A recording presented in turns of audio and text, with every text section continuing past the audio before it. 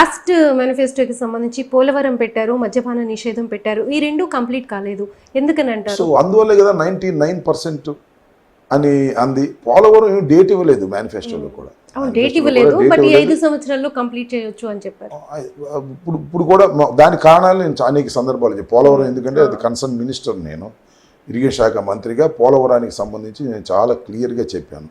మద్యపాన నిషేధం, మద్యపాన నిషేధాన్ని పరిపూర్ణంగా చేస్తాను అని కూడా చెప్పారు. కానీ కొద్దిగా ఆచరణలో కొద్దిగా ప్రాబ్లమ్స్ వచ్చాయి. కానీ అదే మాట మీద ఉన్నారు. దీర్ఘకాలికంగా ఉంటుందేమో అనేది ఒక ఆలోచన. అందువల్ల 99% ఉంది, లేకపోతే 100% అనేవాళ్ళం. అది కొద్దిగా ఆచరణకి కొద్దిగా భిన్నంగా ఉండటం వల్ల అదొకటి, ఇంకోటి ఉద్యోగస్తులకు ఇచ్చినటువంటి దీన్ని ఒకటి, ఈ రెండింటినీ కొద్దిగా ఒడిదుడుకుల వల్ల కొద్దిగా జరిగాయి. అందువల్ల 99% చేసాం, 1% చేయలేదు అనేటువంటి భావన. మరి ఎలక్షన్స్లో ఈ రెండు మైనస్ అవ్వవా వైసీపీకి? అంటే నేను ఇక్కడ గమనించాల్సింది ఏంటంటే, ఇచ్చిన 99% చేసినటువంటి వ్యక్తి ఒక పక్కన, ఇచ్చినటువంటి వాగ్దానాన్ని ఒక్కటి కూడా నెరవేర్చని వ్యక్తి ఒకవైపున, ఎందుకు మైనస్ అవుతుంది? 99% చేసినటువంటి వ్యక్తి కనిపిస్తున్నాడు. అక్కడ 99 కన్నా కాదు, 100% ఫెయిల్ అయినటువంటి వ్యక్తి చంద్రబాబు నాయుడు గారు. మీరు చూసినట్లయితే వెనక నిన్న కూడా జగన్మోహన్ రెడ్డి గారు చాలా క్లియర్గా చూపించాడు మొత్తం తన మేనిఫెస్టోని కాగితాన్ని ఏ విధంగా పంపించాడో. భారతీయ జనతా పార్టీ, తెలుగుదేశం, జనసేన కలిసి పోటీ చేసినప్పుడు ఒక పెద్ద ఎల్లో పేపర్ మీద 3 గుర్తులు వేసి కింద సంతకం పెట్టి ఇంటికి, దానిలో ఓన్లీ 1% కూడా చేయనటువంటి వ్యక్తి ఒకవైపు నిలబడ్డాడు. ఆ గ్రూప్ ఒకవైపు నిలబడింది. మేము 99% చేసిన మేము ఒకవైపు నిలబడ్డాం. ప్రజలు దేన్ని ఎన్నుకుంటారు జెన్యూన్గా? అది ఇక్కడ అంశం. ఇప్పుడు ప్రధానంగా తీసుకుంటే అంటే జనసేన కావచ్చు, టీడీపీ కావచ్చు, బీజేపీ కావచ్చు, 3 కలిసి వస్తున్నాయి. ఈ ఇంపాక్ట్ ఎంతవరకు ఉంటుంది ఈ ఎలక్షన్స్లో? ఈ నెగిటివ్ ఇంపాక్ట్ ఉంటుంది వాళ్ళకి. ఎందుకు నెగిటివ్ ఇంపాక్ట్ ఉంటుంది? ముగ్గురు కలిసి వచ్చినప్పుడు బలపడాలి కదా అనుకుంటాం.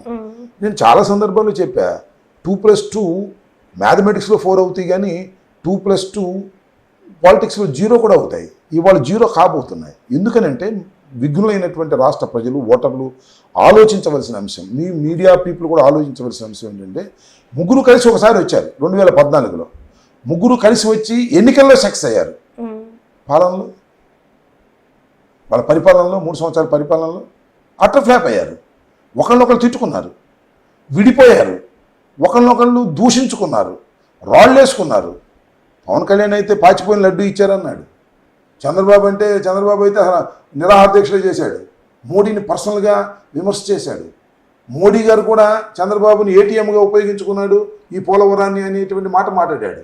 అంటే కలిసి ఎన్నికల్లోకి వచ్చి గెలిచి అట్టర్ ఫ్లాప్ అయిన పరిపాలన ఒకవైపున, ఇవాళ కలిసి మళ్ళా వస్తున్నారు.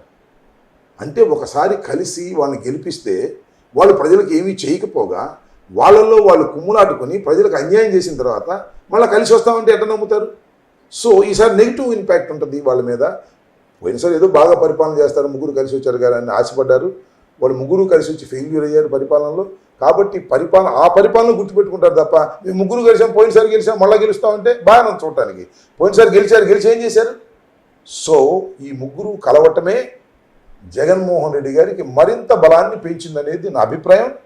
రేపు ఈవీఎంలు తెలిసిన తర్వాత కూడా మీరు చూస్తారు, ప్రజలు చూస్తారు. ఈ ముగ్గురు కలవడాన్ని ప్రజలు క్షమించరు, సహించరు.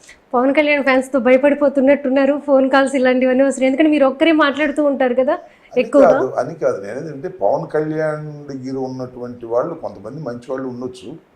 ఒక రకమైన కేసులు ఉన్నాయి ఆయన దగ్గర. ఊరిని ఆవేశపరులు ఏదేదో మాట్లాడతారు. ఫోన్లు చేసి నాకు నా అన్నోన్ నెంబర్స్ వస్తే అందుకని ఏదేదో మాట్లాడుతుంటారు పవన్ కళ్యాణ్ బ్యాచ్. పవన్ కళ్యాణ్ ఉన్న లక్షణాలే వాళ్ళకి ఉన్నాయి. మీరు చూశారు కదా, పవన్ కళ్యాణ్ మామూలుగా మాట్లాడుతుంటాడు, ఒకసారి రెచ్చిపోతుంటాడు, ఆవేశపడిపోతుంటాడు, ఏదో పర్సనల్గా గ్రడ్జి పెంచుకుని వెళ్ళిపోయి జగన్మోహన్ రెడ్డి నీ సొంతమా, ఇది నీ జాగీరా అంటాడు, నువ్వెంత పెద్ద మొగోడివా అంటాడు. ఏది నాకు అర్థం కాల. జగన్మోహన్ రెడ్డి గారిని మొగోడా అని అనిగే పరిస్థితి కానీ, నువ్వేమన్నా వీరుడివా, నువ్వేమన్నా సూర్యుడివా, నీదేమన్నా పెత్తనమా, నీ జాగీరా అంటాడేంటి? Is an elected CM, chief minister of Andhra Pradesh. ఆయన నీ జాగీరా అంటాడు. ఏం నాకు అర్థం కాదు. ఈయన జాగీరా?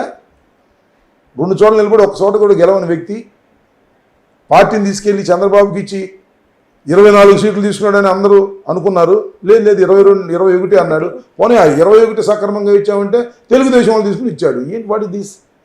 సో నేను అనేక సందర్భాల్లో చెప్పా, పవన్ కళ్యాణ్ అనేటువంటి వ్యక్తి రాజకీయాలకు పనికిరానటువంటి వ్యక్తి. రాజకీయాలు తెలియవు. కేవలం చంద్రబాబుకు ఊడిగం చేయడానికి, చంద్రబాబుకి కాపుల్ని తాకట్టు పెట్టడానికి, చంద్రబాబును ముఖ్యమంత్రి చేయడానికి మాత్రమే పార్టీ పెట్టి రాజకీయాలు నడుపుతున్నటువంటి ఒక వ్యక్తి.